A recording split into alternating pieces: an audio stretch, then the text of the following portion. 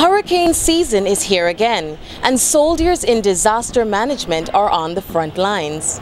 Important tools, including those used for rescue operations when a disaster strikes, are on display on the 10th anniversary of Hurricane Ivan. Trevor Thwaites visited an exhibition at the Trade Center to explain.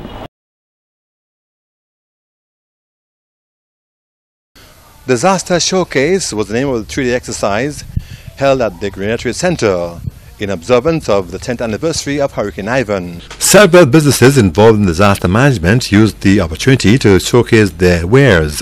Exlet Caribbean, the Physical Planning Unit, Beacon and Netherlands Insurance Companies, M&M Hardware, and of course NADMER.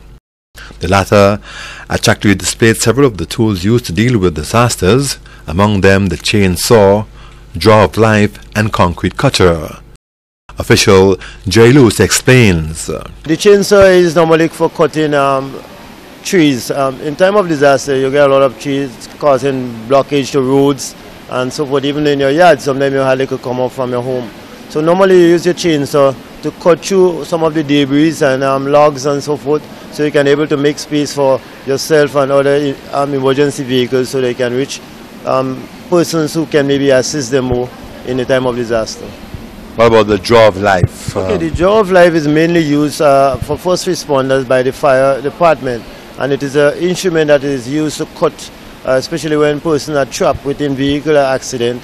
They are cutting metals, and it has been used today for the fire drill, and it's very important in case of accident, to be used to save the life of persons. For the concrete cutter, in case you have been trapped in an area where there are only concrete, you are surrounded by concrete, the concrete cutter is normally used to cut a door space.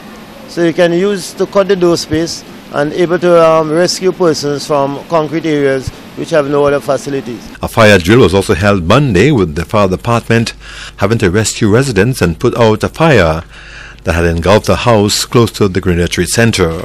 The officers were swift and effective. Inspector Philbert Corian was in charge of the operations. As we can see, the firemen in full suppression now, getting rid of all the fire within that building. They had already done the initial rescuing of the victim and trying to see how much they could save as much as possible, so this person could restart building over. As I can see, there is not much left, so they have to seek some form of help from some institution. The main thing is that no lives were lost. Inspector Corian briefed the press after the simulation exercise. Here we are today. We are doing 3 scenarios, 2 finished already, and we have the third one, which is a rescue from a high-rise building. Someone is trapped, and we're going to effectively rescue that person. What's the other one? The first 2 was a vehicular accident where someone was speeding. The car flipped over and landed on a lamp pole. This person was effectively rescued, taken to the hospital.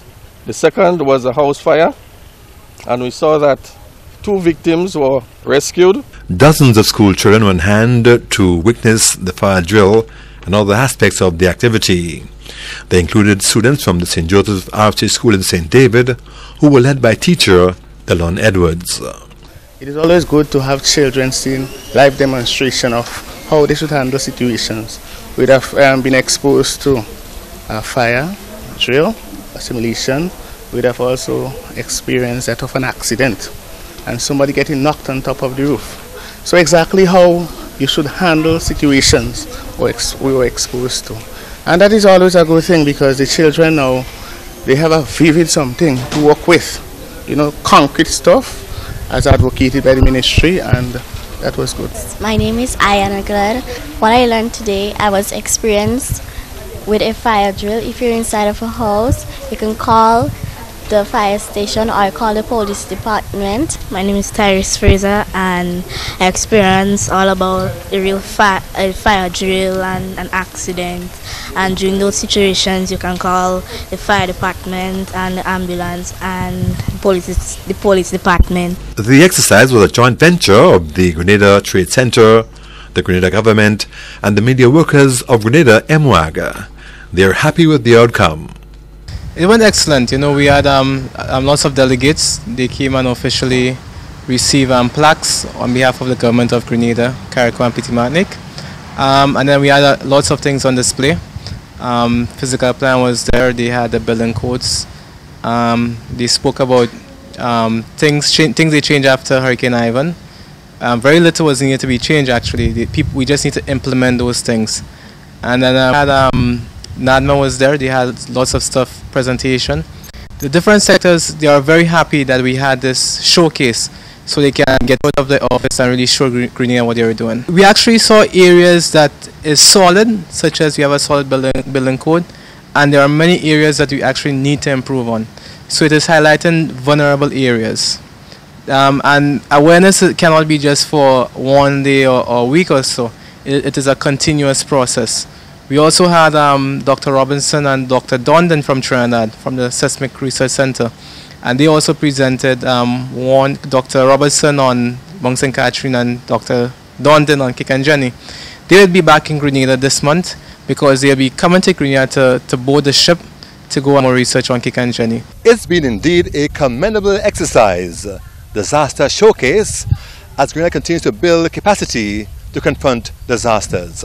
I am Trevor Thwaites at the Grenada Trade Center, reporting for State of Affairs. And that's our picture this week from the home front. That's the current state of affairs. As we speak, our reporters and producers are gathering more stories from across Grenada. We'll be back here next week to tell them. Until then, I am Tahira Natalie Carter.